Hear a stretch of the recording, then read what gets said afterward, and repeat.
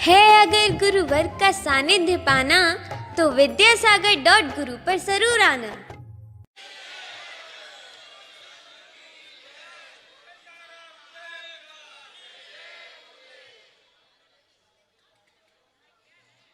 जितने भी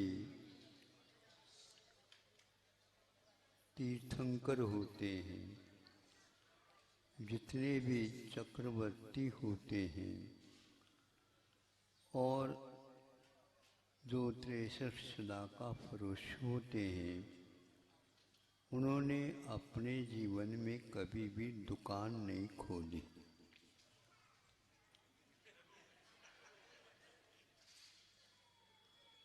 सुन रहे हो?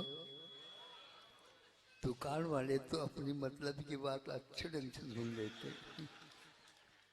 सुनो, एक एक पाई के लिए उठक बैठक करने वाले बनिया होते हैं और अपने हाथ से उस पैसे को, चांदी सोने को जो छूते तक नहीं, वो कहलाते क्षत्रिय।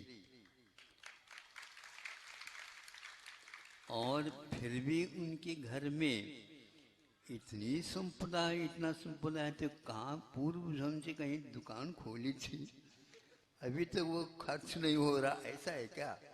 है तो ऐसा ही।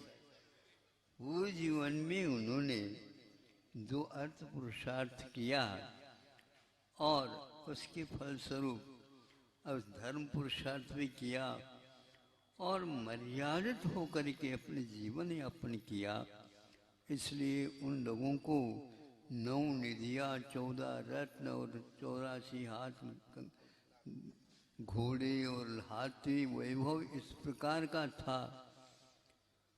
एक कहाँ से आया? सरकार को सोचना चाहिए और उनकी वैभव कहाँ से आया। सरकार का एक कर्तव्य होता। तो बताया, जिन्होंने अतीत काल में जितने भी नारायण हो, प्रत्यनारायण हो और बलदेव हो, चक्रवर्ती हो और तीर्थंकर हो, ये जो हुए हैं, ये सारे के सारे पूरे जीवन में मर्यादित जीवन जिया है और कठिन तपस्या की है, उसके फलस्वरूप ये मिलता है। इसलिए आप लोगों को या कभी छतरी जो है ना, अपने हाथ में तराजू बांट, फिर भी बांटते रहते हैं। इतना धन है, इतनी निधियां हैं, बांटते बांटते हुए भी जीवन पर्यंत रहे तो भी वह निधियां थोड़े से भी नीचे की ओर नहीं आती। खाली होना तो बहुत दूर की बात है। क्यों ऐसा होता? इसको बोलते हैं अपार निधि। जब तक ये पुण्य था तो वो मिला, यदि पुण्य का स्रोत समाप्त हुआ कुछ नहीं मिलेगा। और वो पुण्य भी बहुत सोच समझ करके आपके पास आता है, परिक्रमा लगा करके, नहीं तो यूं ही देख करके चला जाता है। ये योग्य नहीं है। ये इस प्रकार ऐसे होने के उपरांत भी इस जीवन में भी उन्होंने उसको छूने का त्याग कर रखा था। लेकिन जो व्यक्ति अमर्यादित होकर के धन संपदा रखता है, उसकी ओर निगाह रखते थे। सुन रहे हैं? हाँ, राजा महाराजाओं की निगाह उस व्यक्ति की ओर रहती है, कौन अमर्यादित है और कौन मर्यादित है। तो मर्यादा का अर्थ हमारा भीतर के एक प्रकार से संयतपना है, उसको हम लांग नहीं सकते। मर्यादाओं को लांघने से क्या होता है, फिर हमें जो मिला हुआ रहता है वह भी हाथ से छूट जाता है। आप इसको बांध नहीं सकते। कर्म बंधा है, बंध गया, लेकिन भावों के द्वारा इसमें मान लो तब्दीली हो गई, परिवर्तन हो गया आप लोगों के भावों में, तो वह हीरा भी क्या बनता? कोयला, और कोयला भी हीरा। क्या चाहो आप क्या चाहो? हीरा चाहते हैं? ध्यान रखो, हीरे के पीछे पड़ने वाला व्यक्ति हीरा नहीं पा सकता। हीरे का दरवाजा कहाँ से है ये पहले देख लो। आपके भावों के ऊपर कोयला और हीरा दोनों ही चीज है।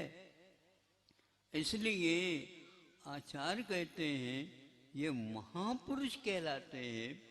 और जो महापुरुष यहाँ रहता है तो वहाँ तक तो देव लोग भी आ करके अपने अर्थ से दिखाना प्रारंभ कर देते हैं। और सारी रक्षा आदि आदि वो अपने द्वारा करते रहते हैं और बताते नहीं हैं। समय पर यह सब कुछ होता रहता है जब तक तेरा पुण्य का बीता नहीं करार। देखो करार करके आए हैं, अनुबंध करके आए हैं, तब तक तो वह चलता है। किंतु उस करार में कोई, अनुबंध में कोई कमी हो गई तो क्या होता है? फूट जाता है। फिर तो पाप का घड़ा फूट जाता है। ये पाप और पुण्य ये दोनों भावों की उपज है। भावों के माध्यम से इसका सब कुछ नियंत्रण चलता रहता है।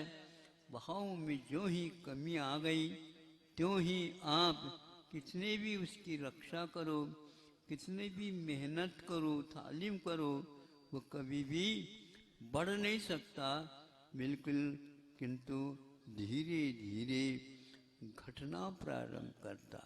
उस समय आपको आंखों में पानी आ जाएगा। ये घट क्यों रहा है? तुम्हारे घट में परिणाम बिगड़ रहे हैं, इसलिए इस घट में घटाव आ रहा।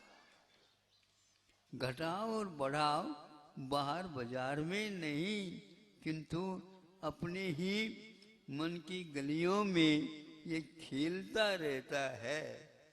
ये भाव बाहर से नहीं आते, भीतर से पैदा किए जाते हैं।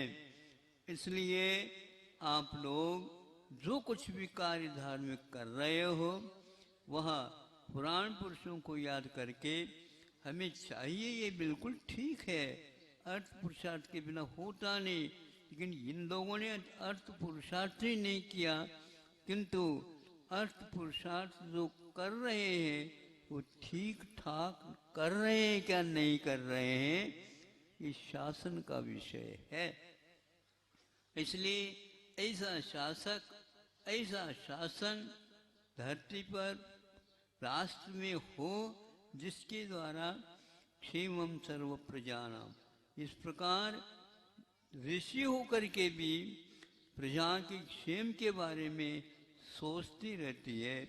इसी प्रकार राजा और चक्रवर्ती आदि भी हमेशा सोचते रहते हैं, जनहित के बारे में सोच करके समय समय पर वो अपना कर्तव्य करते रहते हैं। ये आज उन महापुरुषों के अभाव होने के कारण ही आप लोगों को जो विषमता दिख रही है अथवा उदारता में कमी आ रही है, कर्मठता में कमी आ रही है, श्रम को केवल दुख का कारण मान रहे हैं, ये सब हम लोगों की शिक्षा इत्यादि में या संस्कार की पद्धतियों में कमी का परिणाम है।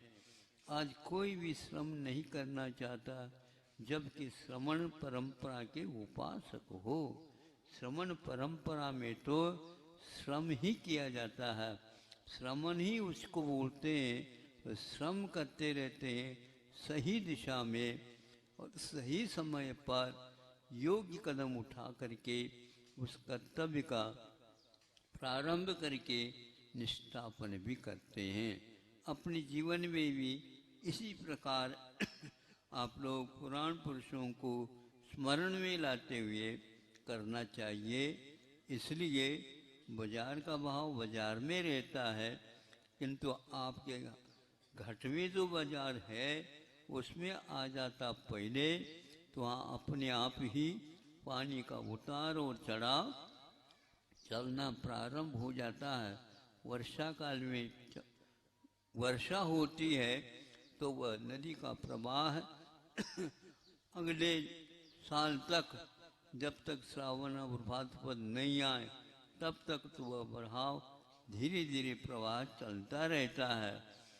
नदी का प्रवाह कहीं कहीं पर सूखता सा नजर आता है, लेकिन वह ऊपर नहीं दिखता, किंतु भीतर से सजल रहता है और सजग रहता है।